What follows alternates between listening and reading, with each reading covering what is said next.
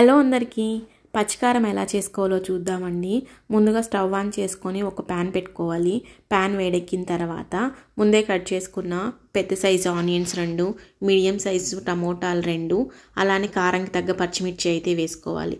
వేసుకున్న తర్వాత ఒకసారి వేయించుకోవాలండి.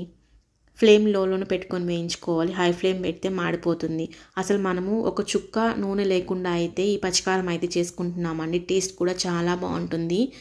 ఇప్పుడు వేయించుకున్న తర్వాత కొంచెం వాటర్ అయితే వేసుకోవాలి. వాటర్ కూడా వేసుకున్న తర్వాత మళ్ళీ ఒకసారి మిక్స్ చేసుకోవాలి.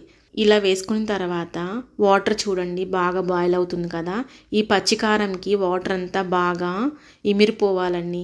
ఆల్మోస్ట్ చూడండి వాటర్ అంతా అబ్జర్వ్ అయిపోయింది కదా. ఇప్పుడు మనం మళ్ళీ ఒకసారి వేయించుకుందామండి. వేయించుకున్న తర్వాత స్టవ్ అయితే ఆఫ్ చేసుకుందాము. స్టవ్ ఆఫ్ చేసేసిన తర్వాత బాగా చల్లారనివ్వాలి. చల్లారిన తర్వాతే మనం మిక్సీకి అయితే వేసుకోవాలి. చల్లారిపోయింది కదండి. ఇప్పుడు మనం మిక్సీలో అయితే వేసుకొని గ్రైండ్ చేసుకుందాము. మరీ మెత్తగా గ్రైండ్ చేసుకోకూడదు. కొంచెం బరకగానే మనము గ్రైండ్ చేసుకోవాలి. కొంచెం ఉప్పు వేసుకొని అయితే మిక్సీ పట్టుకుందాము. అసలు ఈ పచ్చికారము దోశలోకి చాలా బాగుంటుందండి. టేస్ట్ అయితే మాత్రం మీరు కూడా తప్పకుండా ట్రై చేసి ఎలా వచ్చిందో కమెంట్ చేయండి. అలానే ఈ వీడియో మీకు నచ్చినట్లయితే లైక్ చేయడం మాత్రం మర్చిపోకండి. Thanks for watching.